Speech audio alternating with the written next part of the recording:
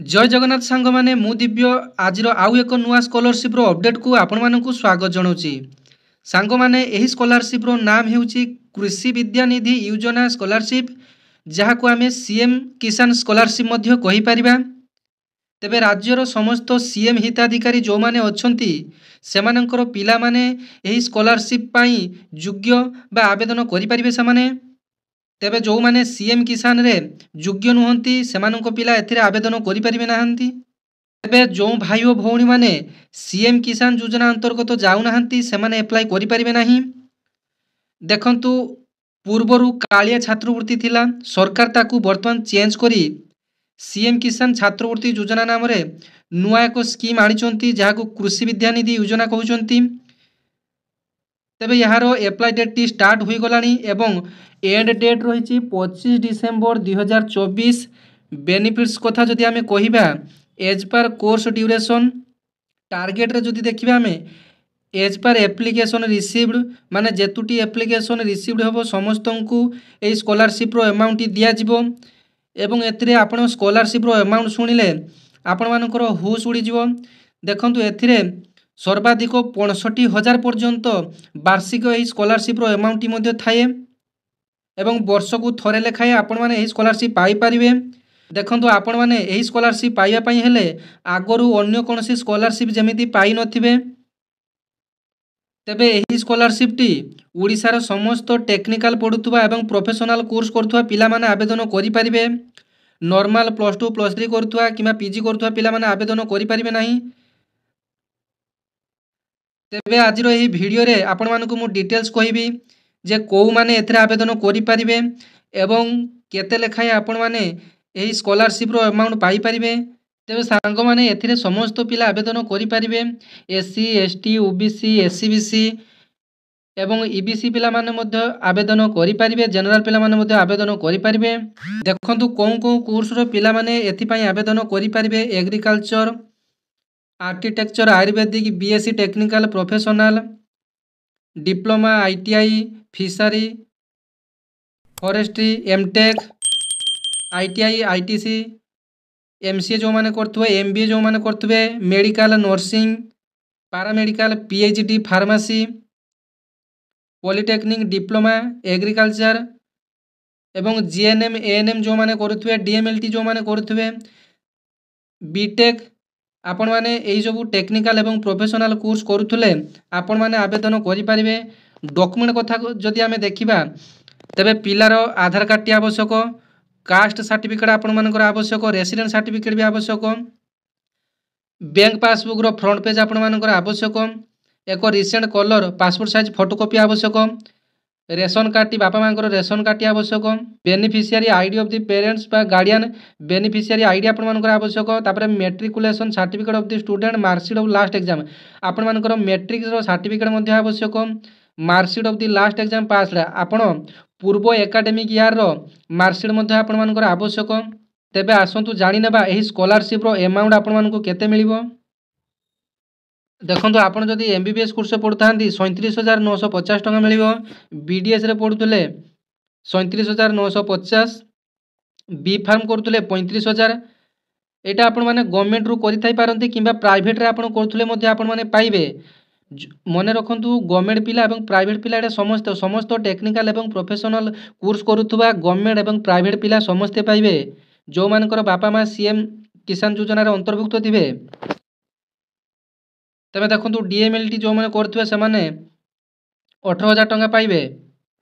देखंतु जो माने जीएनएम करूथुबे देखंतु 35,000 टका पाइबे। एएनएम करथुले 6,800 टका पाइबे। एमएससी नर्सिंग करथुले 21,105 टका पाइबे। एमएससी फार्मेसी करथुले 54,000 टका पाइबे। बीटेक करथुले 60,000 सर्वाधिक पाइबे। आर्किटेक्ट करथुले बा बी प्लान करथुले 60,000 टका पाइबे। एमटेक इंजीनियरिंग करथुले 66,000 टका पाइबे।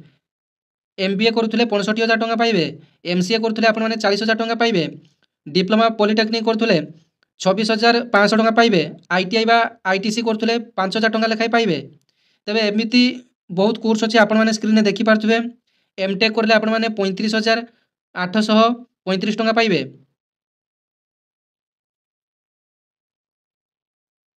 बीएससी ऑनर्स करथुले 25,975 टंका आपण माने पाइबे।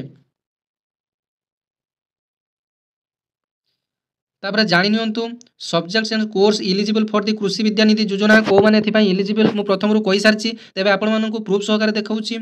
देखंतु the professional and technical graduation course like MBS, BDS, BHMS, B pharma, BSc nursing, forestry, BSc fisheries science, BSc community science, BTech agriculture engineering, BTech, BBA, BCA जो computer course गुड़ाक रहा। तेबे ये सब आपण माने गवर्नमेंट इंस्टीट्यूशन किंबा private institution करुथिले मध्य आपण माने पाइबे। तापर the post graduation level professional technical course जो गुड़ा कि MTech, MSc agriculture, MSc forestry, PG medical science, MBA, MCA, MPharm एवं 2 year PG and 4 year PhD course करथुले आपण माने पाइबे। तापरे जमिति कहि गली एनआईटी पढुथुले, आईआईटी पढुथुले, आईआईएम पढुथुले, एआईआईएमएस पढुथुले, आईटीआई करथुले, डिप्लोमा करथुले, ए सब आपण माने पाइ परिबे। देखंतु आपण माने स्कॉलरशिप अप्लाई करिया पूर्व आधार कार्ड सहित मोबाइल नंबर संयोग करनेबे एवं आपणकर गोटे डीबीटी अकाउंट थिबा आवश्यक जेहेतु आपण मानकर स्कॉलरशिप टंकाटी आपण मानकर सीधा सड़क डीबीटी अकाउंट को दिया जिवो। देखंतु एठारे लेखा जायछि हिज और हार पेरेंट इज ए सीएम किसान बेनिफिशियरी जदि आपण मानकर बापा माँ जदि सीएम किसान रो जदि जने बेनिफिशियरी बा उपभोक्ता होइतिबे तबे आपण माने एथि पई eligible. He or she is not getting any other scholarship देखो आपण माने स्टेट स्कॉलरशिप रो अन्य कोनोसी जेमति स्कॉलरशिप पाउ नथिबे तबे आपण माने एथि पई एलिजिबल हेबे। सी और he is interested to shift from the existing scholarship scheme to कृषि Vidyanidhi only for the students availing of any other exchanging scholarship। देखो आपण माने वर्तमान जो सब स्कॉलरशिप मध्ये अप्लाई चली आपण माने जदि पूर्वरु जो स्कॉलरशिप पई आवेदन करथिबे आपण मानको पई गुटे ऑप्शन आसीबो जे आपण माने सही स्कॉलरशिप को मध्ये कैंसिल करि परिबे। एही स्कॉलरशिप पाइबा पई सेटा गुटे टिक चिन्ह मध्ये देई परिबे तेबे आपण मानकर एही स्कॉलरशिप टी आपण मानकर अवेल रहइबो माने चालू रहइबो। नचेत आपण माने सेटा भी पकेइथिबे एईटार भी मध्ये पकेइथिबे तेबे आपण मानकर एईटा कोन काटी जिवो जेहेतु आपण मानकर एइथिरे सबुठारु अधिका स्कॉलरशिप रो अमाउंट अछि तेबे आपण माने अप्लाई पूर्वरु सचेतन होई जांतु। तेबे आपण माने एइटारे टिक चिन्ह मारि नेबे आपण चाहले सेठी गुटे शिफ्ट रो चिन्ह आसीबो आपण माने शिफ्ट ऑप्शन ए क्लिक कर नेबे। जदि अन्य कोनोसी स्कॉलरशिप रे अप्लाई करथे तेबे सेही स्कॉलरशिप रो एई स्कॉलरशिप आपण माने शिफ्ट होई परिबे। तेबे वर्तमान ई मेधावृत्ति स्कॉलरशिप एवं अन्य सब स्कॉलरशिप जमती चलछि गोपबंधु शिक्षा सहायता योजना स्कॉलरशिप, पोस्ट मैट्रिक स्कॉलरशिप विभिन्न स्कॉलरशिप वर्तमान अप्लाई चली। लेबर कार्ड स्कॉलरशिप वर्तमान राज्य रे अप्लाई चलछि।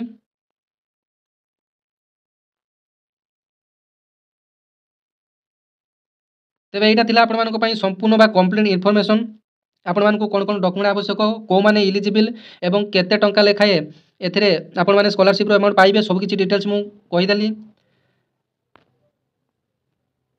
तेबे जो माने टेक्निकल किंबा प्रोफेशनल कोर्स करूचंती एवं जदि तांकर बापा माँ जदि जने सीएम किसान योजनार बेनिफिशियरी अटंती तेबे आपण माने एही स्कॉलरशिप को अप्लाई करि नियंतु कारण एथिरे सबठारु अधिक स्कॉलरशिप रो अमाउंट मिली थाए। तेबे जो माने +2 किंबा +3 पिला वीडियोटी देखुचंती तेबे समाने समस्ते पोस्ट मैट्रिक किंबा ई मेधावृत्ति स्कॉलरशिप आपण माने अप्लाई करि परिबे। तेबे जो माने निर्माण श्रमिक रे अप्लाई करिसंती से माने मध्य राज्यर जे कोनोसी पोस्ट मैट्रिक स्कॉलरशिप मध्य पाई परिबे। देखो लेबर कार्ड स्कॉलरशिप अलग एवं आपण मानकर जो पोस्ट मैट्रिक की गोपबंधु शिक्षा सहायता स्कॉलरशिप ए सब अलग आपण माने जदि एलिजिबल हेउथांती तेबे आपण माने लेबर कार्ड स्कॉलरशिप जोंटा के आपण माने निर्माण कल्याण स्कॉलरशिप कहउचंती तेबे सेतिरे मध्य टंका पाई परिबे एवं अन्य जो रहिला पोस्ट मैट्रिक स्कॉलरशिप रे मध्य आपण माने पाई परिबे। तेबे आशा करूची आपण मानको कंप्लीट इन्फॉर्मेशन देई सारची। धन्यवाद। जय जगन्नाथ।